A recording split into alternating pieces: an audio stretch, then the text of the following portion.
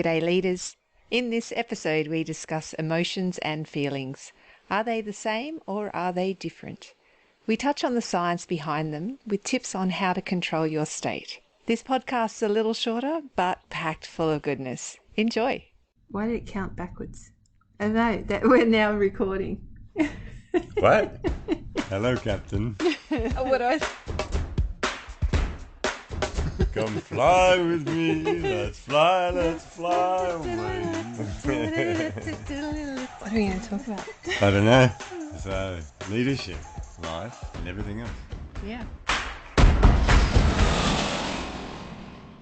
Okay, so we're going to talk about emotions and feelings and how they're actually different things, because most people use them interchangeably in language, but they're actually different. That's right. You brought up believing that get control of your emotions and feelings is one.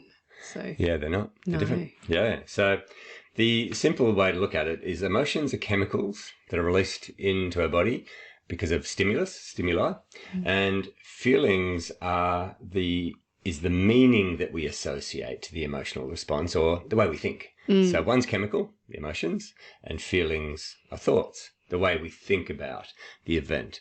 And we both love this next fact that we discovered from a neuroscientist called Dr. Jill Bolte Taylor. She said that emotions only last for 90 seconds. I know. This blew my mind when I first saw it. I actually saw her talking on a TED Talk, and it gave me power to know that, because it's like if an intense emotion happens, I can ride that for 90 seconds and know that if it goes downhill after that, I'm in my head. Yeah, you're thinking, yeah. Yeah. So that TED Talk is the one where she suffered a stroke and she experienced what life was like without the left-hand side of her brain operating. I know. For anyone who hasn't seen it, I recommend it, because she actually talks about how when she had that stroke, the neuroscientist in her was saying, quick, I need to record what's actually happening in my brain. How cool is this that I'm actually a neuroscientist and I'm having a stroke and I know what's happening. It's a fantastic TED Talk. Yeah. I love the way she describes how the brain has different compartments. And anyway, but let's get back to, we could talk about that particular TED Talk for ages. Yeah. But we'll get back to emotions and feelings and the fact that emotions are just a cocktail of chemicals that are being released into our body. And I like to call it a sensation rather than a feeling. So we're experiencing the sensation of anger or the sensation of sadness, because I want to, in my head, separate it from feelings, because the feelings are, like I said before, the meaning that we attribute to it, the thoughts that we associate to whatever it is that's happening. And the fact that an emotion only lasts for 90 seconds is such a powerful piece of knowledge. It is. It really does give you control then. Which, so you can just sit with that chemical. Yeah. Almost just Put a bathe in it. timer. Yeah, That's go right. for Give it. yourself 2 minutes. Yes, yeah. Round it out to 2 minutes. Just sit there. Sit on your hands, basically. Yeah. And let that go. And just wait the 90 seconds. Yeah. Wait it out. Yeah. Wait it out. Like, what's another situation where we would just wait something out? Like the traffic lights. We're at a traffic light. We know it's going to go green. True. Yeah. If we wait it out, it goes green and we go. Except when you're at the pedestrian crossing, you've got to push that button. That 1,000 times. Well, but not during COVID. You had to use your elbow. That's right. Yes, and you look like weird. Yes. But actually, that's one of the things that when we're flying and for, when something, failure management is what we call it. So bang, engine goes bang. Yeah. And the first not a good thing, I presume. No, that's right. Engine goes bang. So we're told, aviate, navigate, communicate. So control the aircraft, point in the right direction, say, oh crap, something's happened, I have control. But then sit on your hands. So give yourself, and it feels like forever, but just taking a deep breath so that shock and that acute shock and what would you call it? Where just that surprise element. You're going into fight or flight. You have gone into fight or flight. So rather than all this adrenaline and the blood's rushing down and everything, and you really get tunnel vision, sit on your hands, metaphorically, and taking a huge breath. So this is what you're taught to do. We are taught to do that. To calm yourself exactly, down. Yeah. Exactly. To not let the emotions take over. Yeah. What a fantastic piece of training. I wish I had got that when I was a younger kid. I was not very good sitting out my emotions because I'd get into my head and start thinking.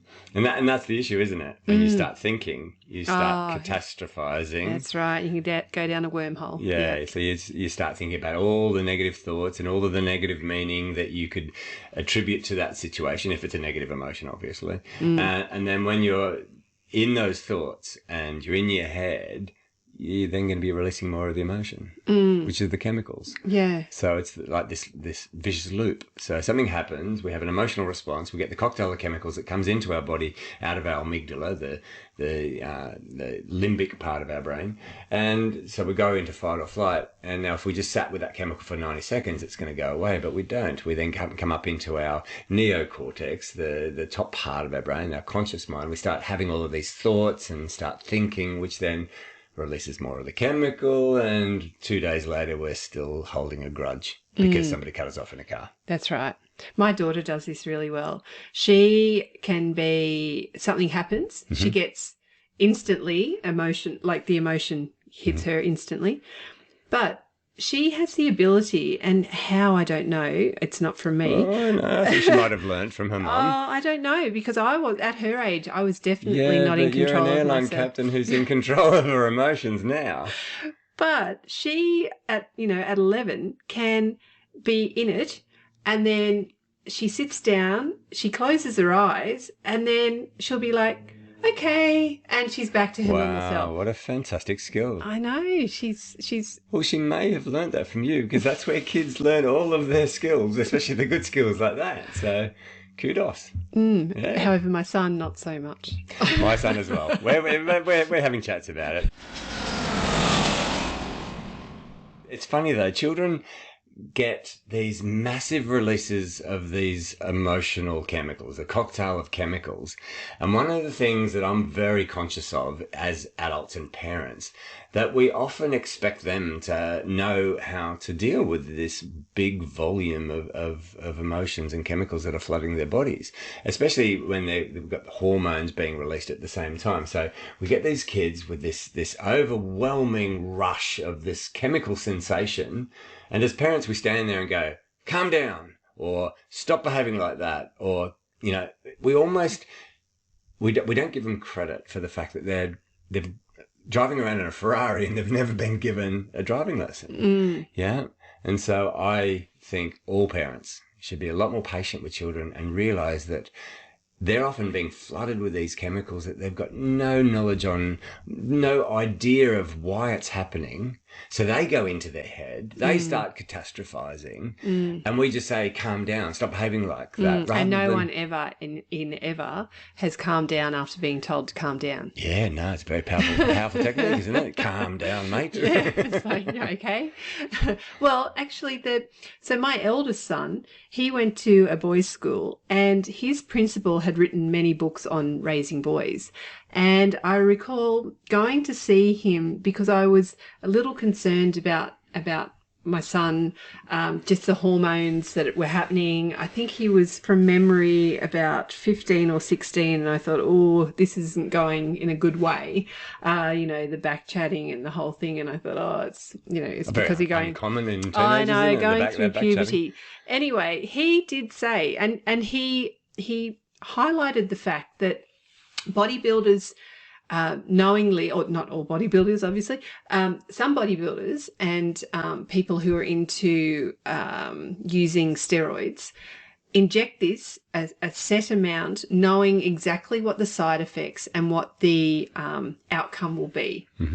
So imagine a boy, my son, having like millions of times that injected into his body without his knowledge, without his permission, not having any knowledge of what is going to happen and how it's going to be at the end, like what the final thing is going to be. So it just feels out of control. Absolutely out of control. So if you think of all of the symptoms, the pimples, the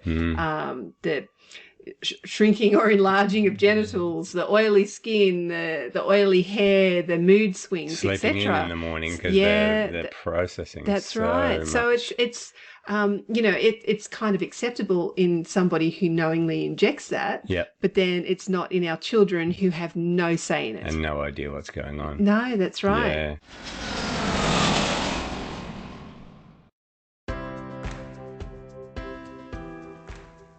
This podcast is brought to you by New Memory, providing professional development training to a global audience for over 20 years. New Memory specialises in leadership development programs, as well as time management, communication, presentation skills, customer centricity, and much more. Help your staff become their best self. Download the course catalogue from newmemory.com.au and let them exceed your staff training objectives. That's newmemory.com.au. So, And I don't know if you were ever taught that emotions and feelings are different. No, I always not thought at that they all. were the same thing because we use them interchangeably in our vocabulary, don't we? I feel sad rather than Yeah. I'm experiencing the sensation of sadness. That's right. Yeah, so it's difficult for kids, and adults often don't learn either. So, No. yeah. Oh, everyone's got, moody colleagues, moody family members or friends, and they do something bad happens and it is the worst thing in the world, and they sit in that for 3 or 4 days. They're not Yeah. nice to be around. Yeah. In leadership, I often talk about the power of being calm under pressure. And so I guess when you're under pressure, your brain is wanting to release adrenaline and cortisol, adrenocorticotropic hormone, to put you into that fight or flight because you think you're in danger. You've just got too many emails or you've got a deadline looming. But a lot of leaders under pressure, they fail to stay calm. Yeah. Whereas others, I've seen some very, very influential leaders, they can be in a crisis situation, but they remain calm. And I think the biggest difference between those that can and those that can't stay calm under pressure is confidence. Yes. Yeah, Yeah. because if emotions are chemicals, so they're under pressure, there's a crisis happening, their body is flooding them with all of the hormones associated with fight or flight, but feelings are thoughts. The confident person has control over their thoughts because they focus on the appropriate thing, what they can do, not what they can't do. Yeah. And so being calm under pressure is just simply you realizing that all you can do is what is in your control right now, whereas the person who maybe lacks the ability to stay calm is focusing on all the things that are outside of their control, or the 99 things that they have to do rather than the one thing that they're going to do right now. Yeah, one technique that I use and was taught this in training, and I do use it still now, and I use it personal and professional life, is that you shed the unnecessary. So when there is, the feelings start to take over, and keeping calm under pressure.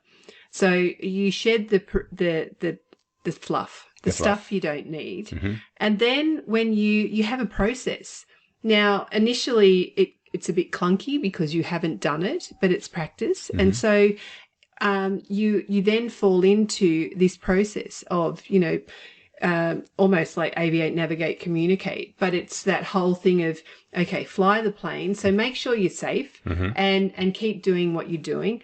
Navigate, so point in the right direction. So even one step forward or standing still, as long as you're not going back, or, some call it a dance, a bit of a one step back, two steps forward, and then communicate. So ask, tell, discuss. Those are processes that I use to keep calm. So these are the systems you're taught. Absolutely. When you're up in the air. And I still do it now as well. How many people's lives in your hands? Well, that's right. Well, on the Hundreds. 737, 186 at a time. But it does become just as part of a process that you do all the time. Absolutely. All right, a lot to think about, but let's wrap up. So emotions and feelings, different things. They are, yes. Emotions are chemicals and feelings are...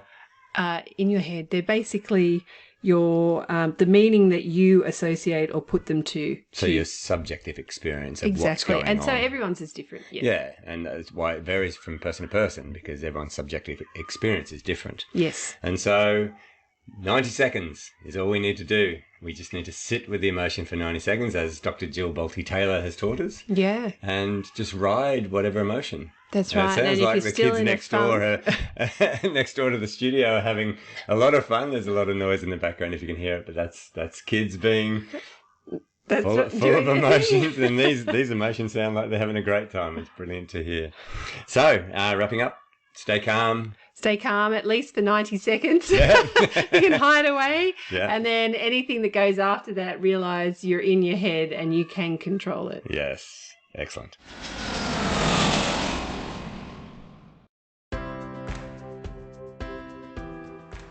If you're looking for an inspirational keynote speaker for your next conference, go to michellehuntington.com. Michelle speaks of her 20-plus year career in aviation and the challenges she had to overcome to be an airline captain. She's been hit by lightning and flown without instrumentation, island-hopped single-engine aircraft from America back to Australia, filled with a bladder of fuel so that she could get all the way back. She's had urine-filled beer bottles thrown at her head mid-flight, and she's survived much worse to become anti-fragile. Her keynotes will be the highlight of your next conference. michellehuntington.com. Well, that was fun. That was fun. You're such a clown. The clown. Lady Captain. Very good. And who's going to listen to this? Maybe our mums. Thanks, Mum.